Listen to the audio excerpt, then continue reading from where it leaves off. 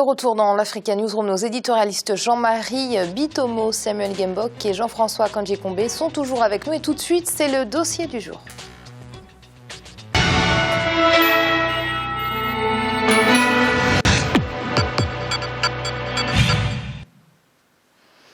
Au Cameroun, cela fait à peu près une dizaine d'années que le hip-hop est devenu un véritable phénomène. À Yaoundé comme à Douala, les deux principales métropoles du pays, le mouvement a fait de plus en plus d'adeptes. Mais le chemin du succès est souvent semé d'embûches entre piraterie et abandon par les autorités. Les artistes hip-hop peinent à vivre de leur passion. C'est un reportage de Serge Kofi. Le rap connaît ses débuts sur le continent dans les années 1990 avec des groupes devenus mythiques. Des tests militants des Sénégalais de Daradji et du positif Black Soul ou encore le Camerounais Accent Grave envahissent la jeunesse. Ces pionniers ont introduit le hip-hop sur le continent en mêlant tests en français et en langue locale, mélodie et musique traditionnelle. Aujourd'hui, le mouvement hip-hop est le mode d'expression par excellence de la jeunesse. Pourtant, le chemin pour que cet art devienne un phénomène de société n'a pas été facile.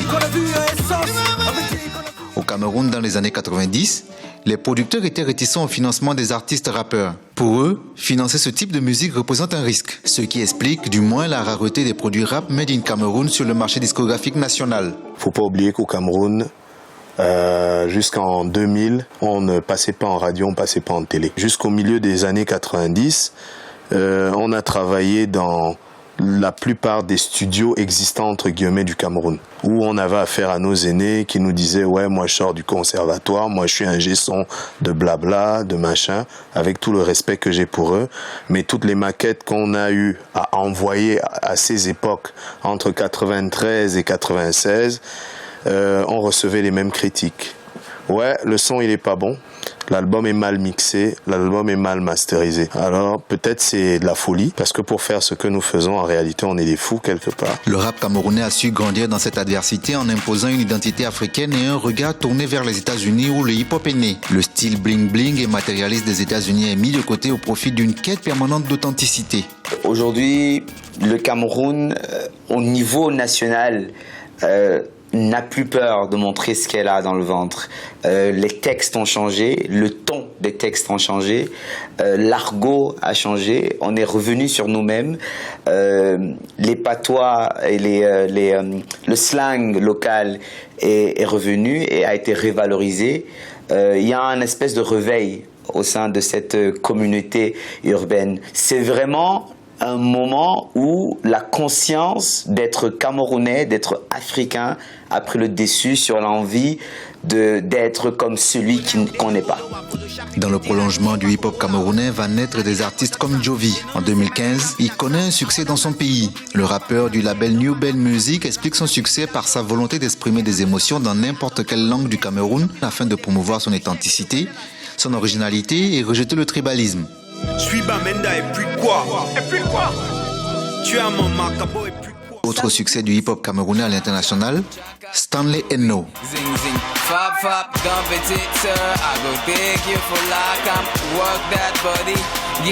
Nommé en 2014 révélation de l'année au MTV Africa Music Award à Durban en Afrique du Sud, Stanley Eno est aujourd'hui considéré comme le fer de lance du rap camerounais. Cette jeunesse qui est en manque de rêves, en manque d'idoles. À un moment donné, je me suis posé la question, en tant que jeune, bachelor en communication, rappeur, qu'est-ce que je fais, qu'est-ce que je peux offrir à mon pays? J'ai dit, ok, c'était bien qu'à travers mon art, que je fasse une chanson qui va regrouper et les jeunes, les moins jeunes, des femmes et des hommes, dans le but de dire, it's time to wake up, faudra qu'on se lève pour pouvoir construire l'Afrique, construire le Cameroun. Un autre phénomène de l'année 2015. Franco. Il est auteur d'un tube qui tourne en boucle dans les discothèques du continent.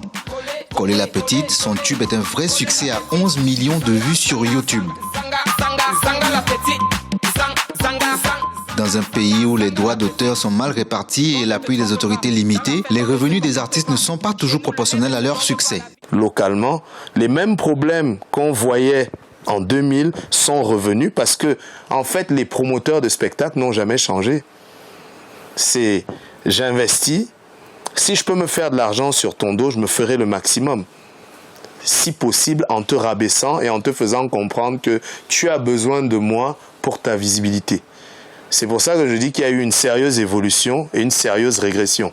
Parce que le niveau, on a réussi à mettre la barre très très haut, à peu près entre 2006 et 2008, pour peu que ceux qui avaient cette réflexion et cette notion de combat-là se soient un peu arrêtés pour regarder les autres faire, ben, tout ça est remonté en surface à toute vitesse. Au Cameroun, Internet n'est pas complètement démocratisé. Les artistes privilégient YouTube comme moyen de diffusion de leurs œuvres. Ils misent également sur les télévisions et médias dédiés. La mise en place d'une salle de spectacle appropriée est vivement souhaitée pour cet art qui reste encore marginalisé. On n'a pas besoin du ministère de la Culture pour évoluer comme artiste.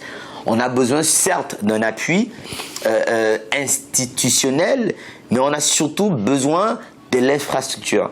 Ce qu'on appelle institutionnel devrait venir quand il s'agit de l'infrastructure, les salles de spectacle. Le Palais des Sports n'a pas été fait pour recevoir les artistes. Pourtant, c'est aujourd'hui la référence. Le Palais des Congrès, c'est un palais de congrès. Il n'a pas été fait, il n'a pas été conçu pour recevoir les artistes. Donc on n'a pas de salle de spectacle au Cameroun. Il n'y en a pas. 20 ans après l'arrivée du hip-hop au Cameroun, le défi du secteur reste entier. Rappeurs, créateurs et adeptes du hip-hop souhaitent la création d'un environnement viable pour les industries culturelles en général, tout en tenant compte notamment de la fonction sociale de l'artiste.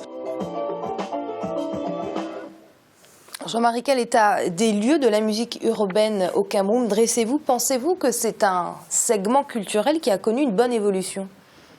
Je pense que le potentiel musical camerounais, à part le hip-hop, n'est pas suffisamment exploité. Tout simplement pourquoi? Parce que vous n'avez pas un appui suffisant des pouvoirs publics.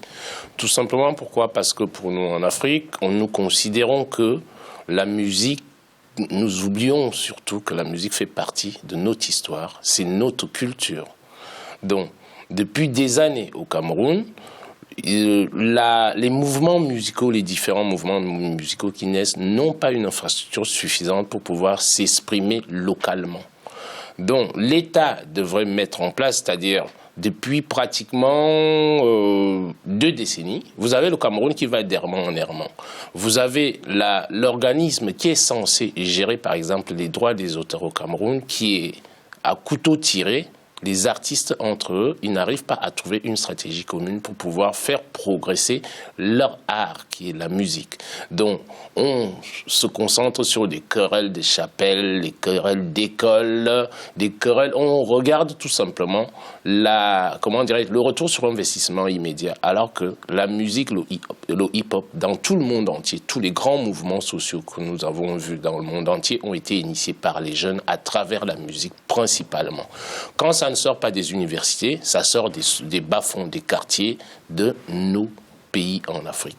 Donc l'État néglige ça, alors que, d'autant plus que c'est une source, si vous voulez, de revenus potentiels. Source de revenus potentiels, quand vous avez un artiste comme celui dont on vient de nous présenter là, coller la petite dans le monde entier, 11 millions de vues pratiquement en l'espace de 6 mois. C'est un potentiel énorme. Et l'État devrait s'intéresser, au domaine artistique camerounais, surtout régler les problèmes internes, permettre à nos artistes de pouvoir vivre, si vous voulez, de leur métier.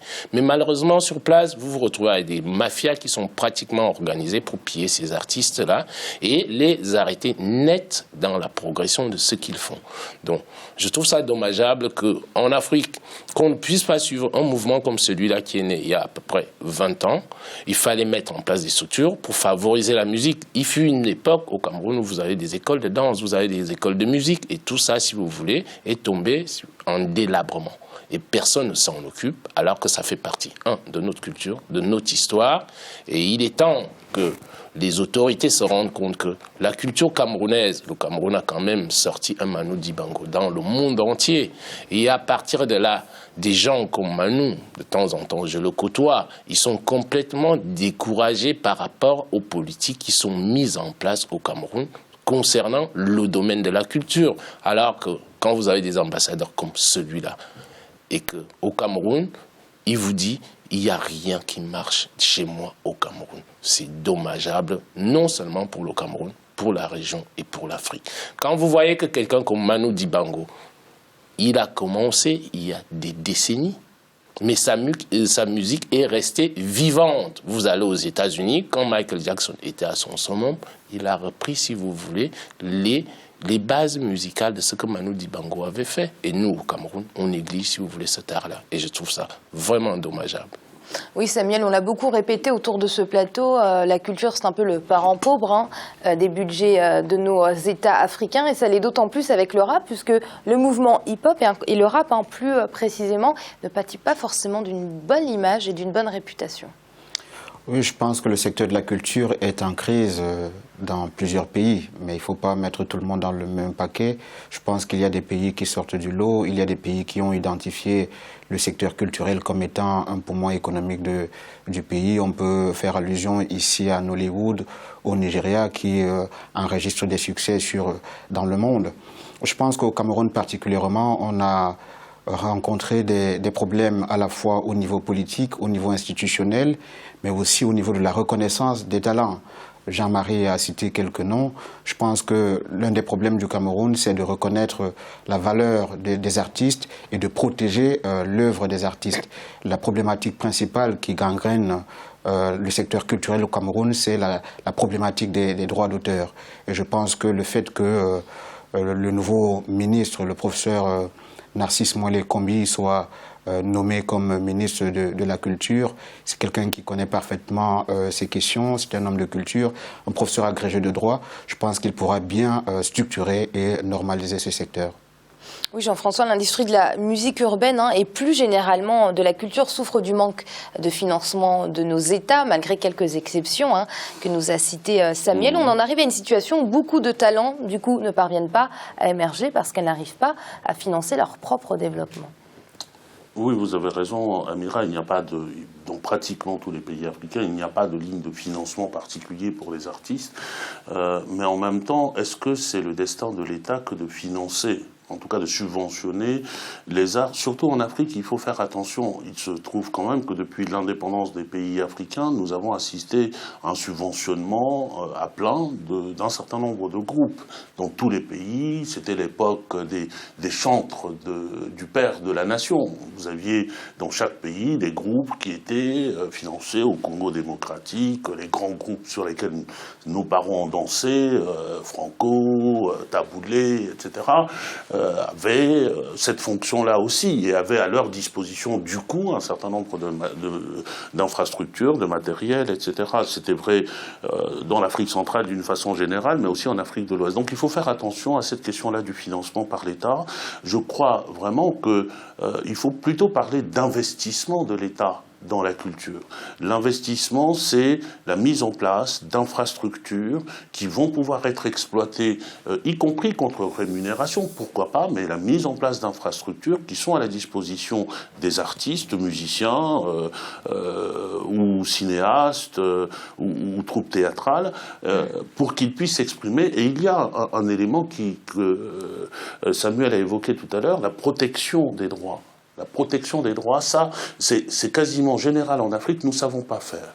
Je pense que nous avons même un problème culturel vis-à-vis des arts avec la question de la protection parce que traditionnellement, les troubadours, on ne les paye pas. On les paye pas, ils viennent, ils chantent, tout le monde danse, etc. Et puis, c'est un élément de culture qu'il faut qu'on introduise dans notre mentalité parce que sinon, nos groupes ne seront pas aussi compétitifs que les autres groupes alors que nous avons de vrais talents, nous avons je dirais, un génie africain qui peut se saisir de tous les outils à la fois pour faire de la musique, pour exprimer l'âme de l'Afrique, mais aussi pour contester. Et la contestation, et j'en terminerai par là, n'est pas seulement réservée d'ailleurs à un type particulier, au hip-hop ou au zouglou, comme on l'a vu la dernière fois. Début de semaine. Je me souviens très bien, il y a un chanteur que j'admire par-dessus tout, Franklin Boukaka, qui est mort trop tôt, qui faisait de la musique, ce qu'on appelle la musique zaïroise de l'époque, congolaise de l'époque, mais qui était, je crois, un des plus grands résistants de son époque. Donc peu importe le type, mais nous avons besoin d'un État qui s'engage et qui investit. Et c'est l'heure de marquer une nouvelle pause. On se retrouve très vite pour la suite de l'Africa News. On remet tout de suite.